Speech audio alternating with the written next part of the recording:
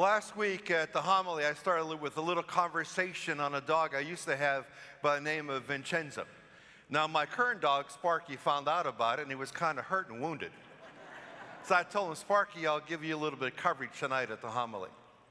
A couple of weeks ago, I had Sparky in the yard behind the rectory, and I put a chair in the middle of the yard, and I'm sitting there just watching Sparky enjoy the outside. Then all of a sudden, now Sparky's only about 10 inches tall, about 10 pounds altogether. But little Sparky started running around in circles, going around in circles. And so I timed it. I'm just watching Sparky go around in circles. And he ran around in circles for 35 minutes, then he stopped. And I thought to myself, what is crazier? That dog running around in circles for 35 minutes, or the owner watching him run around in circles for 35 minutes? And then I remember an article I read in a magazine that said that dogs love to run in circles because they believe that happiness is in their tail, and if they can catch the tail, they can catch happiness. Well, it turns out to be that happiness, in fact, has a geographical location for both the dog and for you and I. But happiness is never behind us, because if it is, that means it was yesterday, yesteryear. Happiness is always right there in front of us. All we have to do is smart enough to realize it. That's the key point of today's gospel reading, coming out of the 16th chapter of Luke, verses 1 to 13 inclusive. What we want to look at this evening is the very first half of the first verse of the 16th chapter of Luke. Let's take a look. It says, Jesus said to his disciples, a rich man had a steward. Now, back in biblical times, very few people were rich. And the very few rich people, only a few could afford to have a steward, a manager.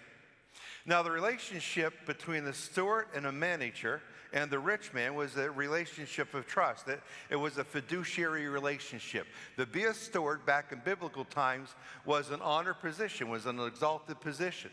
But this particular steward right here, this manager, is going to destroy what he is going to realize, not now, but later, he truly loves. Let's take a look at now the entire verse 1. That was just the first half. Let's look at the entire thing. So a rich man had a manager, a steward, we just talked about that, who was reported to him for squandering his property. You see, this manager, this steward had it all, but he wanted more. He's squandering the property, he's dissipating the property of the rich man, so it means he's selling it off. He's getting rid of it to put money in his own pocket. Now, the rich man was prudent. He doesn't quickly fire the manager. He doesn't get rid of him. Rather, he wants to understand what the manager was doing. So the rich man asked a very important question. The question he asked is in verse 2. Let's take a look. So he, that's the rich man, summoned him, that's the manager, the steward, and said, what is this I hear about you? Prepare a full account of your stewardship. I want to find out what I've been hearing. Is it true? Now the manager, the steward, realized what? When I gave him a full count of all I've been doing, it's going to prove not my innocence, but rather my guilt. And when I show him the report, at that point I realize I'm in big trouble. You see, the manager, what he was doing wasn't really against the rich man. What he was doing wrong was actually against himself.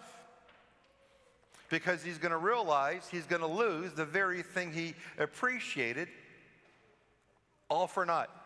Let's take a look at verse 3, because he asked himself a very important question. Now the manager said to himself, when he realized I'm probably going to lose my job because I've been unfaithful, what shall I do? Now that my master is taking the position of steward away from me, I'm not strong enough to dig, I'm ashamed to beg, what shall I do? Because he realized after he got caught for dissipating the property, selling off the property, putting the money in his pocket, he's going to lose his job. And he realizes at that point, no matter what I do from this day forward, it will never compare to the job that I had. And boy, I wish I can undo all that infidelity, all the wrong that I did when I was a manager, because I'd sure like to have that job back. I now realize what that job means, and now it's too late. That's the gospel message. How often does that happen in our lives? Did it ever happen to you? Don't have to raise your hand. But every so often we can destroy what's right in front of us.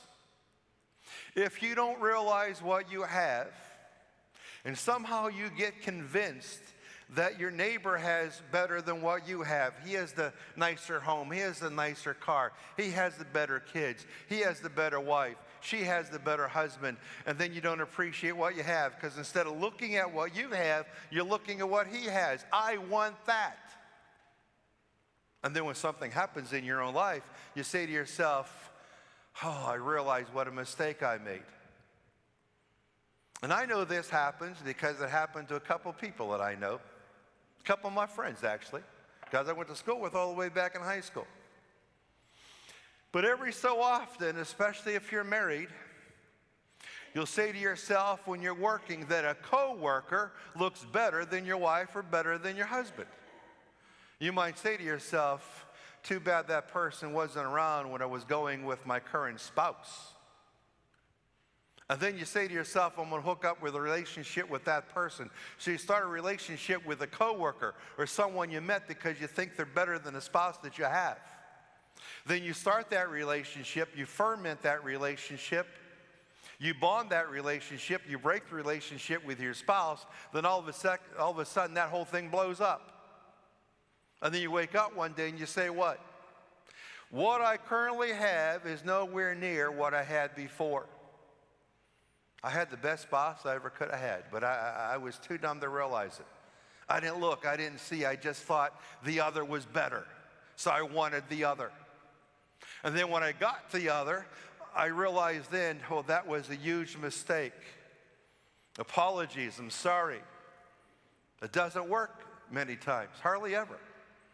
Let's get back together and I'll never do it again what I did. That usually doesn't work. You have destroyed what you now realize you really wanted, and you can't get it back. You've dissipated your own property. Now, King Midas from ancient Greek mythology is a very interesting man. King Midas had it all. He was a king, he had a great wife, a great daughter, a mansion, everything he could want, but King Midas wasn't happy. He wanted more. So he prayed to the Greek god Dionysius. Dionysius, I want more. I want everything I touch to turn to gold. And he said, it's yours. Everything you touch from now on will turn to gold. And King Midas thought, great, I'll really be wealthy. So he ran to tell his wife, everything I touch on is going to turn to gold. And he touched her, turned to gold. He touched his daughter, turned to gold. He went to eat something, turned to gold. He went to drink something, turned to gold. And Dionysius was suffocating in pain and agony. He was lonely, he was emaciated, he hadn't eaten because everything he touched turned to gold. And he turned back to the Greek god Dionysius. Take this away from me, this wish that you granted. And he did. Then he became extremely poor. In the conclusion of the story, King Midas makes a very beautiful conclusion. He said it was only in his poverty, after he lost everything and then he got it back, he realized exactly how rich he actually was. I like what I once had and I want it back. Have you ever said that before? I destroyed what I had and I want it back. I didn't appreciate the wife I had. I didn't appreciate the husband I had. And now I realize just how great they were, and I want it back, but no, it's too late. I thought the neighbor's kids were better than mine, and I always bragged about the neighbor kids, never said a word about mine. And all I did was drove my kids out of the house, and they don't even come back. Then I realized that my kids were better than the neighbors. Now I want it back, and it can't be yours. Yeah, maybe it is true. I'm not sure. I don't know how an animal psychologist figures out what's going on in the mind of an animal, but maybe it is true. Maybe the reason why dogs run around in circles, they believe the happiness is in their tail. If I catch my tail, I'll catch happiness. Now, it turns out to be that happiness is in a geographical location for all of us. But happiness, it's never behind you. Memories of happiness might be behind you, but happiness is never behind you. Happiness is located where? Right in front of you. All you got to do is look. All you got to do is say, God, I don't have the biggest, I don't have the largest, I don't have the fanciest, but what I have, I truly appreciate. What I have, I love. Jesus is saying, say yes to who you are. Say yes to what you are. Say yes to where you are. And just appreciate where you are right now and say, God, I'm satisfied. I don't want anything else. I love my kids just the way they are, imperfections and all. I love my spouse just the way he or she is, imperfections and all. I love my house just the way it is, in need of a roof or not. I love my little house just the way it is. If you appreciate what you have, who you are, and where you're at, you will find happiness because it's right in front of you. If not, you'll be like a dog, running around in circles trying to catch your tail, and you never will. And happiness will always be elusive.